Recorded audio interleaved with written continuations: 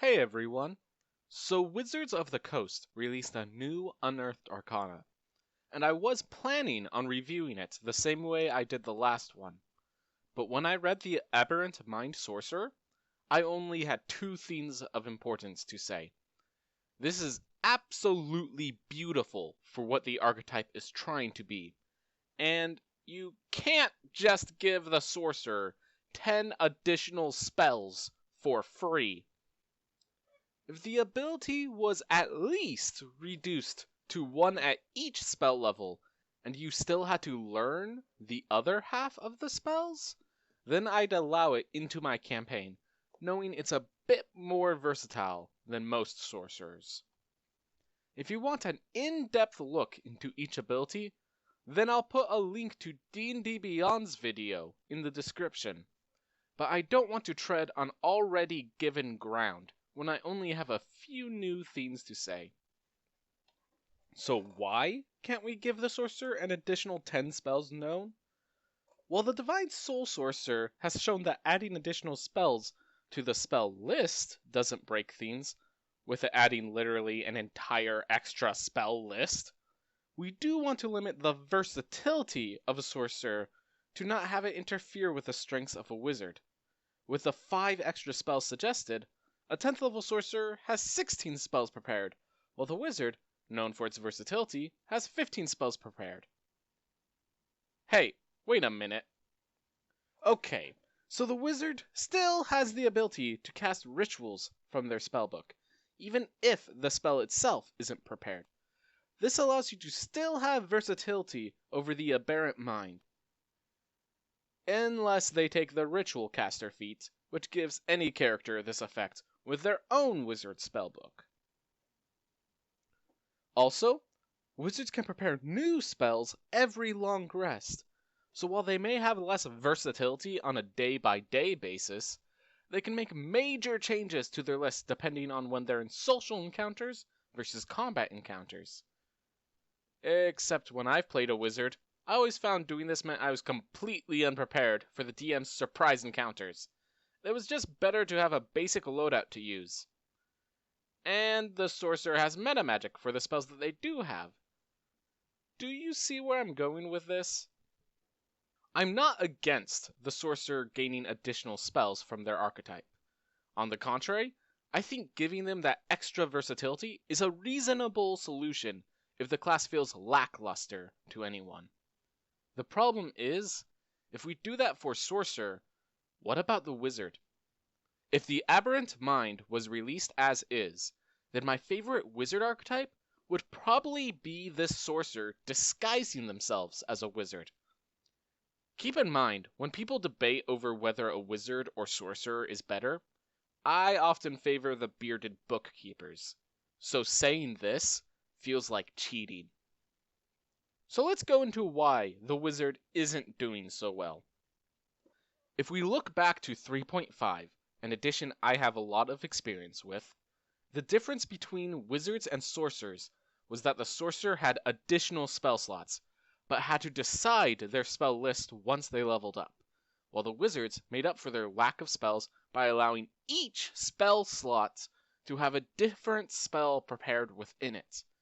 To make wizards feel different, you could choose a specialty school, making magic from that school stronger for you at the cost of 2 other schools. Metamagic was available to both of them, and ritual casting didn't exist. Well, not the way we know it. During this time, the wizard was often seen as the more successful class, if you knew how to use them. Preparing their spells took some time, but once you did, there was a point where you could have a solution to every situation that came to you, and it was simply a matter of which spell you wanted to use. You could even leave some spell slots unprepared, and if there was downtime in the day, you could prepare that spell during that time, now knowing what you're up against. The sorcerers were more for players that didn't want to go through all that hassle, but still wanted to use magic to be the best at what they did. What they did was just more narrow, since their spell list was limited. When 5th edition rolled around, they made some changes to the general rules. To simplify things, they made it so that each spellcaster gained spell slots at the same rate. so you could simplify your spell list even as you multi-class between different casters. Also, because feats were far more major effects, meta magic didn't make sense as an option there. Since they needed to improve the sorcerer's power with the fewer spell slots, they turned meta magic into a class ability for them. Unfortunately, two major changes to the system hurt the wizard in a way that didn't hurt the sorcerer. The first is that you didn't prepare each spell slot individually. No matter how versatile you were, you now had a list of spells prepared, and you put them into spell slots when it came time to cast. The number of spells prepared was either set, like the sorcerer or bard have always been, or based on your level plus an ability modifier for those that used to prepare spell slots individually, like clerics and wizards. You needed a reason to have more spells prepared than that for your class, and while they realized the cleric had one with their domains, they seemed to forget that having a very versatile spell list was the wizard's theme. They tried to make up for this by having rituals be easier for the wizard, but again, the ritual caster feat is available for even non-casters. The second change was the addition of archetypes, or at least the failure of wizard archetypes. This problem isn't too obvious, so allow me to explain. Instead of having to build variants of classes with a few tweaks, the new system has an archetype you choose that gives you different abilities at certain levels to make you feel distinct from another character of the same class. Clerics likely have thousands of possible archetypes, since their domains are not based on a god, but an ideal of a god, and gods have many ideals. The sorcerer likely has hundreds, as there's a ton of ways to explain why a person would be connected to magic, whether it has to do with the effects of the world around you, or a part of your history. The wizard, however, has their archetype based on a mastery of a certain types of magic. Now, there could probably be 100 or so if they really tried to stretch it out, but the first archetypes they gave covered all 8 schools of magic already. Now, while this could be limiting, it would be fine if these archetypes brought in versatility to their magical focus. But it didn't. Their versatility comes from the savant skill, which each of these archetypes have. While this makes it easier to get a lot of these spells into your book, you can't prepare it any easier. The cleric gets 2 more spells of each of the first 5 spell levels because of their archetype, but the wizard doesn't get a single one. Wizards are incentivized to cast spells from their specialty not because they have more to choose from, but because their archetype has some abilities that give you bonuses. In this way, not only is the wizard not given more versatility, but asked to sacrifice their versatility for more power in their niche. Meanwhile, the sorcerer has the meta magic that veterans know and love, and few, if any, of their archetypes focus their abilities on specific spells to find their spells doing the same things. In other words, the sorcerer, even with their restraint on number of spells known, are often more versatile than wizards. So, to summarize so far, I'm not against sorcerers gain more versatility with their spells, but it would be good to get something for the wizard. There's 3 ways I thought of that will allow us to do this. Option 1. Let wizards prepare a number of spells equal to twice their level plus their intelligence modifier. Perhaps this is too many spells prepared, but when you consider that for the first 10 levels, this just puts them equal to the cleric in spells prepared, this at least isn't obviously broken, and it's definitely the simplest fix.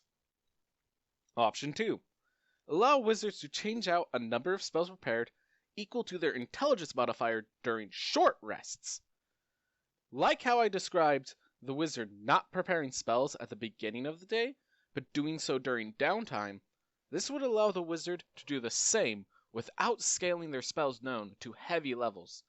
It would also push the wizard into becoming a full caster that benefits from short rests a lot, making that a consideration when deciding between the shifting wizards and the always set sorcerers. Option 3. Reapply the specialty system from previous editions in place of the 7th feature. While not as clean of a solution as I would hope to make, the document you see here has been tested out in quite a few campaigns, and the result has been that it has done its job of giving the wizard more options while not having the wizard overshadow the sorcerer.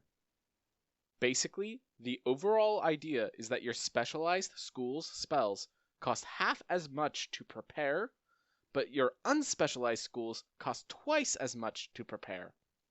Also, we took out easy ritual casting just to be safe, but testing shows that as unnecessary. So which one should you use? Given the way the system works, I would suggest you take the simpler solution of option 1. But if you want to ensure that themes are balanced, option 3 has been tested and seems safe, though your player will have to consider a lot more when deciding their spells. Option 2 is a good middle ground, just in case. Also, remember that you can mix and match as you see necessary, and increase or decrease numbers to fit the balance for your campaign.